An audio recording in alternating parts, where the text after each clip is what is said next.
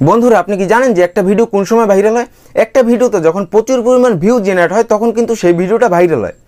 আর তার সাথে সাথে আপনি কি জানেন যে একটা ভিডিও ইউটিউব কোন সময় ভাইরাল করে? আর যদি না জেনে থাকেন আজকের ভিডিওটি সম্পূর্ণ জানুন, তাহলে আপনি বুঝতে পারবেন যে আপনার ভিডিওটা কেন ভাইরাল হয় না বা আপনি আপনার ভিডিওটা কিভাবে ভাইরাল করে নিতে পারবেন। আর আজকের ভিডিওটা যদি কোনো অংশ মিস করেন তাহলে আলটিমেটলি কিন্তু লসটা আপনারই হবে।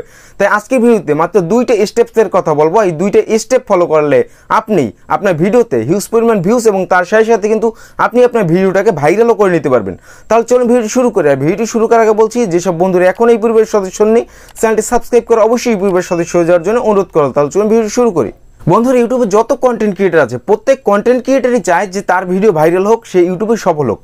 কিন্তু অনেক কন্টেন্ট ক্রিয়েটারের ভিডিও ভাইরাল হয় এবং অনেক কন্টেন্ট ক্রিয়েটারের ভিডিও কিন্তু ভাইরাল হয় না। ইউটিউব যখন আপনার ভিডিওটা ইউটিউবের বিভিন্ন ফিচার যেমন browse feature, suggested video, YouTube other feature, channel page থেকে যখন ভিউ ইনক্রিজ করা শুরু করবে তখন কিন্তু আপনার ভিডিওটা ভাইরাল হবে। আর ইউটিউবের হাতে সম্পূর্ণ কিন্তু ইউটিউব নিয়ন্ত্রণ করে যে আপনার ভিডিওটা ইউটিউব কোন ফিচারে দেবে, ইউটিউব ব্রাউজে দেবে না ইউটিউব সাজেস্টে দেবে, সেটা কিন্তু ইউটিউব নিজে ঠিক করে। তাই আপনাকে আপনার ভিডিওটা অবশ্যই ইউটিউবের ব্রাউজ ফিচারে নিয়ে যেতে হবে। আর আপনি যদি আপনার ভিডিওটা ইউটিউবের ব্রাউজ ফিচারে নিয়ে যেতে পারেন তাহলে কিন্তু আপনার ভিডিওতে একটা হিউজ পরিমাণ ভিউজ কিন্তু আসবে। আর আপনি চেষ্টা করলে আপনার ভিডিওটায় আপনি ইউটিউবের browse feature, YouTube suggest feature, অন্যান্য ফিচারে কিন্তু নিয়ে যেতে পারেন। আর আপনার ভিডিওটা যদি আপনি ইউটিউবের বিভিন্ন ফিচারে নিয়ে যেতে চান তার জন্য আপনাকে আপনার ভিডিওর যে অডিয়েন্স রিটেনশন আছে সেই অডিয়েন্স রিটেনশনের দিক ফলো করতে হবে।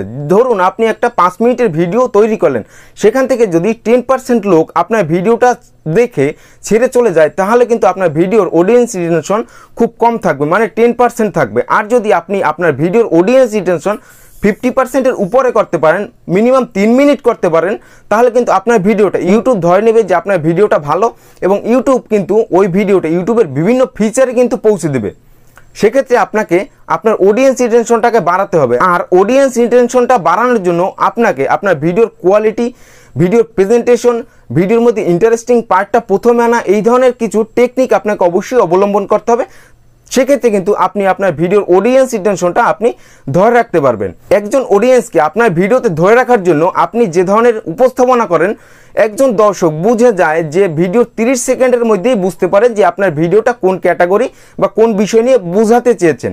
সেক্ষেত্রে যদি আপনার ভিডিওটা ইন্টারেস্টিংভাবে আপনি উপস্থাপনা করতে পারেন, একজন ভিউয়ার্সকে ধরে রাখার মতো যদি কৌশল অবলম্বন করতে পারেন, আপনার ভিডিওর অডিয়েন্স রিটেনশন বাড়বে এবং আপনার ভিডিওটা কিন্তু ইউটিউব বিভিন্ন ফিচারে কিন্তু দিয়ে দেবে। সেখান থেকে আপনার ভিডিওটা কিন্তু ভাইরাল হওয়ার সম্ভাবনা অনেক বেশি থাকবে। তাই বন্ধুরা সর্বপ্রথম যে কাজ, ভিডিওর অডিয়েন্স রিটেনশনটা বাড়ানোর জন্য আপনাকে যে কোনো পন্থা আপনাকে অবশ্যই অবলম্বন করতে হবে। বন্ধুরা দ্বিতীয়ত হলো, আমরা অনেকেই জানি বা অনেকেই বলি যে ভিডিওর ক্লিক থ্রু রেট বাড়ানোর জন্য ভিডিওর থাম্বনেল কিন্তু অত্যন্ত গুরুত্বপূর্ণ।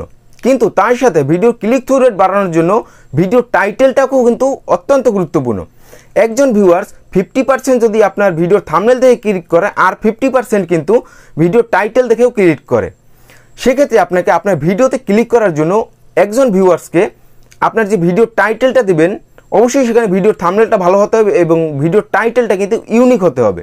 আপনি যে রিলেটেড ভিডিও তৈরি করেন না কেন, সেই রিলেটেড ভিডিও কিন্তু অন্য অনেক ইউটিউবার তৈরি করে রেখেছে এবং সেম টাইটেল দিয়েও কিন্তু সে ওই ভিডিওটা আপলোড করেছে। এখন যদি আপনি এই বর্তমান সময়ে এসে সেম টাইটেল দিয়ে যদি ওই ভিডিওটা আপলোড করেন সেক্ষেত্রে আপনার ভিডিওতে ভিউ আসার সম্ভাবনা অনেক কম। এমন একটা ইন্টারেস্টিং টাইটেল দিতে হবে যাতে করে একজন ভিউয়ার্স ওই টাইটেলটা দেখেই, এবং ভিডিওর ক্লিকবেট একটা থাম্বনেল তৈরি করতে হবে, সেই ক্লিকবেট থাম্বনেল এবং ওই ইন্টারেস্টিং টাইটেলটা দেখে যেন আপনার ভিডিওতে সে ক্লিক করতে বাধ্য হয়। সেইভাবে আপনাকে আপনার ভিডিওর টাইটেল এবং ভিডিওর থাম্বনেলটাকে অবশ্যই ক্লিকবেট হিসেবে তৈরি করতে হবে। একজন দর্শক দেখা মাত্র যেন আপনার ভিডিওতে ক্লিক করে। বর্তমান সময় শুধুমাত্র লিগ্যাল থাম্বনেল দিয়ে এবং লিগ্যাল টাইটেল দিয়ে ভিউ জেনারেট করা সম্ভব না। তাই অবশ্যই আপনাকে একটু চালাকি করে আপনার ভিডিওর ক্যাটাগরির সাথে মিল রেখে আপনার থাম্বনেলটা এবং টাইটেলটা একটু ক্লিকবেট তৈরি করার চেষ্টা করুন, যাতে করে একজন দর্শকের মাইন্ড সেটআপে আঘাত করে এবং সেখান থেকে আপনি আপনার ভিডিওতে ভিউ জেনারেট করে নিতে পারেন। বন্ধুরা বর্তমানে লক্ষ কন্টেন্ট ক্রিয়েটার সেই ধরনের ভিডিও তৈরি করে কিন্তু ইউটিউবে সফলতা পেয়েছে। অনেক মিডিয়া চ্যানেলও আছে যারা ভিডিওতে এক তথ্য দেয় এবং তার সাথে সাথে ভিডিওর থাম্বনেলে অন্য একটা তথ্য দিয়ে কিন্তু থাম্বনেলটা উপস্থাপনা করে। এটা হলো ক্লিকবেট থাম্বনেল। আপনি আপনার ক্যাটাগরির মধ্যে অবশ্যই একটু ক্লিকবেট করে আপনার ভিডিওতে কিন্তু ভিউজ বাড়িয়ে নিতে পারেন। তাহলে বন্ধুরা আজকে ভিডিও পর্যন্ত। যদি ভিডিও ভালো লাইক করুন, বন্ধু বান্ধব শেয়ার করুন। দেখাবো অন্য কোনো ভিডিওতে। ধন্যবাদ সবাইকে।